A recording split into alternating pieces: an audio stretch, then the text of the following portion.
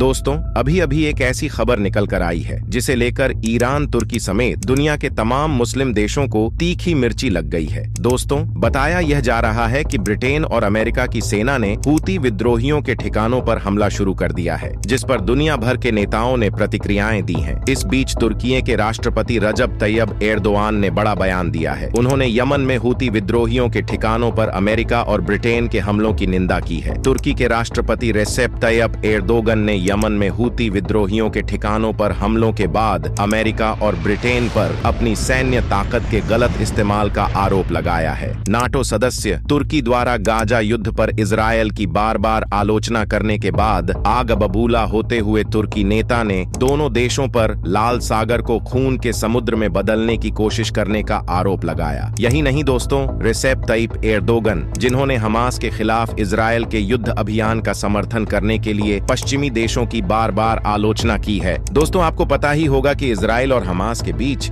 बीते साल 7 अक्टूबर से ही जंग जारी है। इस जंग में 23,000 से ज्यादा लोगों की मौत हो चुकी है। इस बीच दुनिया भर के नेताओं ने इस हिंसा को रोकने के लिए सीज फायर की मांग कर रहे हैं। वहीं इजरायल का कहना है कि जब तक हमास का खात्मा नहीं हो जाता तब तक ये जंग जारी रहेगी। दोस्तों, एर्दोआन ने कहा कि लाल सागर में जहाजों पर हूती हमलों के खिलाफ जवाबी कार्रवाई में यमन में अमेरिका और ब्रिटेन द्वारा हवाई और समुद्री हमले अनुपात में नहीं है। यानी एर्दोआन की माने तो अमेरिका और ब्रिटेन को हूती विद्रोहियों पर उतने ही हमले करने चाहिए जितने हूती विद्रोही अमेरिका और ब्रिटेन की शिपों पर हमले कर रहे हैं, उससे ज्यादा नहीं। एर्दोगन ने कहा कि जो कुछ भी किया गया है वह बल का अनुपातहीन इस्तेमाल है। दोस्तों, एर्दोआन का कहना है कि ब्रिटेन और अमेरिका अन्य देशों के साथ मिलकर हूती विद्रोहियों पर हमला करके लाल सागर को खून के समुद्र में बदलने की कोशिश कर रहे हैं। दोस्तों, तुर्की नाटो सेना का सदस्य है, लेकिन फिर भी एर्दोआन ने धमकी दी है कि तुर्की भी आवश्यकता पड़ने पर अमेरिका, ब्रिटेन को इस क्षेत्र में आवश्यक प्रतिक्रिया देगा। उन्होंने कहा कि हमने विभिन्न न्यूज चैनलों से सुना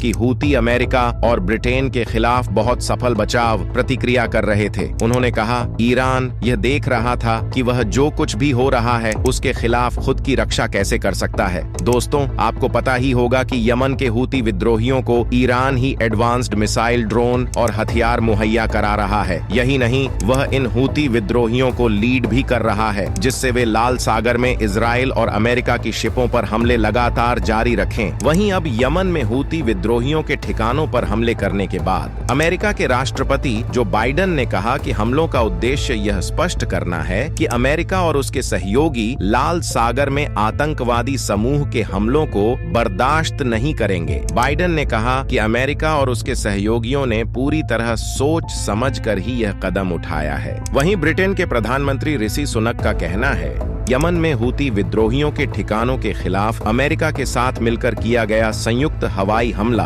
आत्मरक्षा के लिए आवश्यक था। नवंबर 2023 से लाल सागर में अंतर्राष्ट्रीय नौवहन को निशाना बना रहे हूती के खिलाफ अमेरिका के नेतृत्व वाला यह पहला हमला है। सुनक ने ईरान समर्थित समूह पर ब्रिटेन के जहाजों को धमकी देने का आरोप लगाया। अमेरिकी वायुसेना ने कहा कि यमन में हूती द्वारा इस्तेमाल किए गए 16 स्थानों पर 60 से अधिक ठिकानों पर हमला किया गया। सुनक ने कहा, अंतर्राष्ट्रीय समुदाय की बार बार चेतावनियों के बावजूद हूती विद्रोहियों ने लाल सागर में अपने हमले जारी रखे, जिसमें इस सप्ताह ब्रिटेन और अमेरिकी युद्धपोतों पर हमले भी शामिल हैं। दोस्तों, ईरान की छत्र छाया में रहकर जो ये यमन के हूती विद्रोही लाल सागर में लगातार कमर्शियल शिपों पर हमला कर रहे हैं, उसकी वजह से न केवल अमेरिका और ब्रिटेन को नुकसान होगा, बल्कि भारत जैसे देश को भी इन हमलों से बहुत बड़ा नुकसान उठाना पड़ेगा, क्योंकि भारत इसी लाल सागर से होकर अपने अरबों डॉलर का व्यापार करता है।